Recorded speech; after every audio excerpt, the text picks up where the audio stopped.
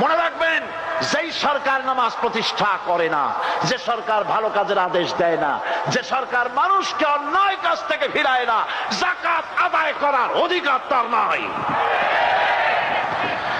সুতরাং এমন এক সময় আসবে যখন আবার আমাদের জন্য সুখ শান্তি ফিরে আসবে। সেজন্য কোরআনের কাছে আসতে হবে। কার কাছে? এই কোরআন হলো সেই কোরআন। আমার নবী বলেছেন, মান ক্বালা বিহি সাদাকা।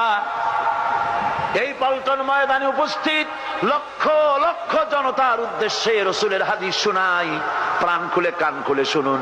আমার নবী বলেন, কোরআন দিয়ে যারা কথা বলে ওরাই সত্য কথা বলে। সুবহানাল্লাহ।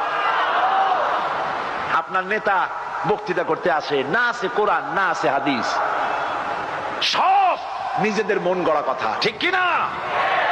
কোরআন দিয়ে যারা কথা বলে তারা সত্য